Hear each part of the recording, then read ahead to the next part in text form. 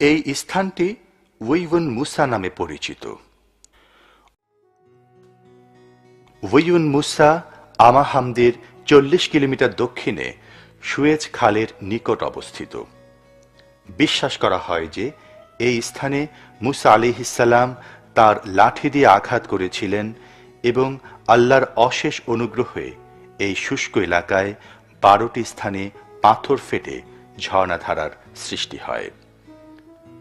মুসা আলাইহিসসালামের সাথে আগত 12টি গোত্রের জন্য 12টি ঝর্ণা, কি অশেষ অনুগ্রহ! কয়েক বছর আগেও এই ঝর্ণাগুলোকে ওয়িউন মুসা বলে ডাকা হতো। এখন এই স্থানটি দেখতে বেশ আধুনিক। প্রত্নতাত্ত্বিক গবেষণায় দেখা গেছে যে এই ঝর্ণাগুলো আজ থেকে 30,000 বছর পূর্বে উৎকীর্ণ শুরু হয়। বৈজ্ঞানিকগণ বলেছেন এই পানি খনিজ উপাদানে খুবই সমৃদ্ধ এবং সালফেট মিশ্রিত। ওয়িউন মুসার এই ঝর্ণাগুলোর পানির উৎস সিনাইয়ের মতো একটি শুষ্ক এলাকার জন্য খুবই জটিল ব্যাপার।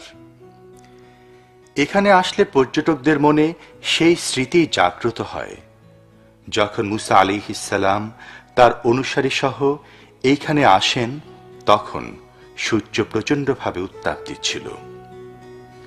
এ সময় আকাশে কালো মেঘ সৃষ্টি করে আল্লাহ রাব্বুল আলামিন তাদেরকে ছায়া দান করেছিলেন।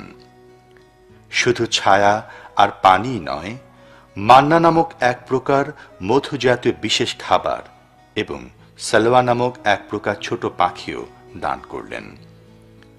অবশ্য 12টি গোত্রের সকল লোকই মুসা আলাইহিসসালামের কথা ঈমান আনেনি এবং অনেকে আল্লাহ তাদের জন্য যা পাঠাচ্ছেন তাতে কৃতজ্ঞ ছিল না।